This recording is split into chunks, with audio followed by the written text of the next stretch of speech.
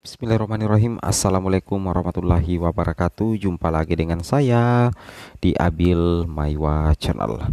Jadi teman-teman, channel ini merupakan channel pendidikan tempat kita berbagi tentang aplikasi pendidikan, Microsoft Office, serta tips dan triks komputer. Jadi pada video kali ini teman-teman ya, kembali lagi admin akan mencoba mengupdate ya informasi terbaru seputar perkembangan P3K Guru formasi tahun 2023. Yang mana yang akan kami bahas di sini adalah skema penempatan P1, P2, P3 jika di sekolah induk ada kebutuhan formasi P3K 2023. Maksudnya seperti ini. Baik itu teman-teman P1, P2, P3 ternyata di sekolah induk Bapak Ibu ternyata ada kebutuhan formasi. Nah, kira-kira bagaimana skema penempatan? Apakah memberikan potensi kelulusan bagi guru honorer induknya? Tapi sebelum kita lanjut teman-teman ya, bagi rekan-rekan guru yang baru pertama kali menemukan channel ini, jangan lupa tekan tombol subscribe dan aktifkan lonceng notifikasinya agar setiap hari Bapak Ibu bisa mendapatkan update informasi terbaru seputar perkembangan P3K Guru. Baik Bapak Ibu, tanpa berbasa-basi lagi kita langsung saja to the point. Final skema penempatan P1, P2, P3 jika di sekolah induk ada kebutuhan formasi P3K 2020. Nah, kira-kira bagaimana skema penempatan bagi P1, P2, P3 yang di sekolah induknya itu ada kebutuhan yang bisa diisi atau dialokasikan formasi oleh pemerintah daerah. Perlu kita ketahui teman-teman ya, di seleksi P3K Guru tahun 2023, mekanisme seleksi P3K Guru itu ada dua teman-teman.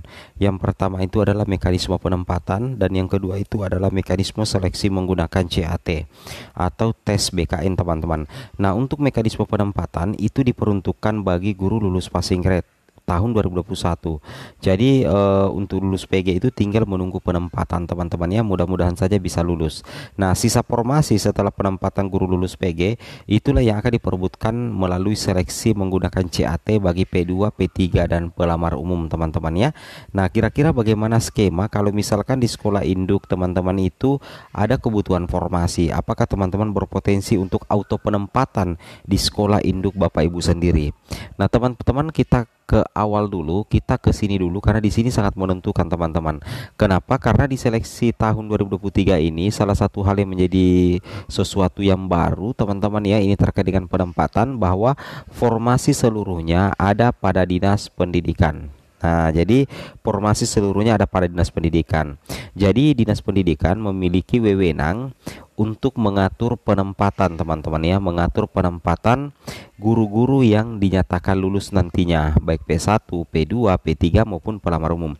Tujuannya kenapa ada mandat dari Panselnas kepada pemerintah daerah? Karena pemerintah daerah lah yang mengetahui lebih detail guru honorernya dan sekolah-sekolah yang bisa diisi sesuai dengan letak domisili dari guru yang bersangkutan. Nah, bagaimana dengan guru honorer yang dinyatakan lulus dan di sekolah induknya ada kebutuhan formasi? Maka dalam hal ini Dinas Pendidikan, kalau formasi itu linear teman-teman, maka itu akan berpotensi dialokasikan formasi oleh pemerintah daerah. Logikanya kan seperti itu teman-teman ya. Oke, itu yang harus kalian pahami terlebih dahulu. Nah, jadi bagi teman-teman guru, ketika misalkan di sekolah induk Bapak Ibu itu tidak ada kebutuhan formasi dan teman-teman bisa mengakhiri pendaftaran kemarin dan sudah mengikuti tes CAT BKN, maka teman-teman tunggu saja. Mudah-mudahan teman-teman mendapatkan penempatan berdasarkan hasil tes CAT BKN teman-teman. Kenapa? Karena penempatan itu ada dua teman-teman, penempatan di sekolah induk dan penempatan di sekolah non induk teman-teman ya, dan semuanya ini formasi seluruhnya ada pada Dinas Pendidikan. Jadi bukan urusan kita untuk memilih formasi, karena formasi itu mengenai distribusi penempatannya yang lebih paham itu ada di Dinas Pendidikan. Di sini katakan seleksi tahun 2023 formasi seluruhnya ada pada Dinas Pendidikan. Nah, kemudian di sini teman-teman bisa melihat ya, ini dia. Nah, ini kalau kita perhatikan ya, ketika misalkan P2, P3, P4 sudah mengikuti tes CAT BKN 2023, maka didapatkanlah nilai seperti ini. Guru honorer negeri masa kerja 3 tahun atau P3 itu mendapatkan total nilai 450. Ya, dia mendapatkan total nilai 450. Sedangkan P2 yang total nilainya 430, dia berperingkat ke satu. Kemudian di sini ada guru honorer negeri total nilai 440, peringkat ketiga juga teman-teman ya. Kemudian non ASN ya peringkat kelima, dan PPG itu total nilainya 500 karena mendapatkan afirmasi 100% dari Serdik. Nah, ternyata kalau kita perhatikan di sini, yang lulus murni, yang lulus mulus itu adalah yang ini, guru honorer negeri total nilai 450 atau P3 dengan status peringkat kedua. Dia langsung mengisi formasi di sekolah induknya. Di sini dikatakan, nah, guru honorer negeri ini yang merupakan pemenang kedua bukan pemenang pertama itu ditempatkan di sekolah induknya karena masih terdapat kebutuhan sekolah A. Nah, di sini katakan kebutuhan ada satu, ASN-nya tidak ada, honorernya satu. Nah, di sini kan ada kebutuhan satu, jadi otomatis guru honorer induknya itulah yang akan mengisi formasi itu. Kebetulan dia juga adalah pelamar prioritas 3 teman-teman ya. Sehingga kita bisa mengambil kesimpulan atau asumsi bahwasanya baik itu P1, P2, P3, ketika misalkan di sekolah induk Bapak Ibu itu ada formasi, ada kebutuhan formasi, dan formasi itu linear dengan ijazah Bapak Ibu, maka besar kemungkinan Bapak Ibu lah yang ditempatkan di sekolah itu karena itu adalah merupakan sekolah induk teman-teman. Nah, kita perhatikan di sini ya, kebetulan di sini memang itu tidak ada guru ASN-nya teman-teman ya.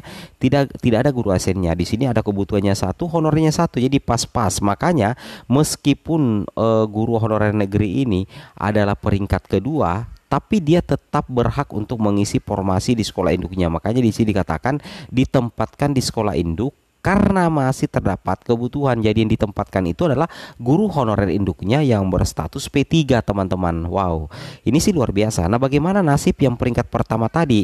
Nah, kalau kita lihat yang peringkat pertama tadi ini adalah P2, total nilainya 430. Ternyata di sekolah induknya P2 ini itu justru kelebihan guru teman-teman. Di sini kita lihat kebutuhan 1, ASN 1, honorer 1, kelebihan guru. Sehingga P2 ini yang merupakan peringkat pertama itu tidak bisa mengisi formasi di sekolah induknya, tidak bisa ditempatkan di sekolah induknya karena sudah kelebihan guru teman-teman. Nah, bagaimana solusinya kalau sudah kelebihan guru? Solusinya adalah seperti ini. Ini solusinya teman-teman. Nah, ini dia ya. Sekolah induknya sudah kelebihan guru, maka dicarikan atau ditempatkan sekolah yang masih membutuhkan. Nah, maka didapatkanlah sekolah C di sini teman-teman. Nah, logikanya didapatkanlah sekolah C yang ada di sini. Nah, itu yang harus kalian pahami ya. Nah, kalau kita perhatikan untuk urutan tahapan pengisian formasi itu dilakukan berdasarkan urutan kategori pelamar sepanjang kebutuhan dan formasi tersedia. Yang pertama itu adalah PG 2021 atau guru lulus PG ya. Urutan prioritasnya mulai dari THK 2, guru honorer negeri, PPG, dan swasta. Kemudian jika masih tersedia kebutuhan dan formasi, maka dilanjutkan dengan THK 2 teman-teman ya. Atau kita kenal dengan istilah P2. Nah, P2 ini ya, oke, lebih unggul sih ya dari P3 sebenarnya. Kemudian jika masih tersedia kebutuhan dan formasi setelah penempatan P2, maka lanjut P3 teman-teman. Jika masih tersedia kebutuhan formasi, lanjut lulusan PPG dan non ASN. Oke ya, seperti itu kira-kira skema penempatannya ya bagi guru honorer yang di sekolah induknya itu kebetulan ada kebutuhan formasi. Semoga bermanfaat. Assalamualaikum warahmatullahi wabarakatuh.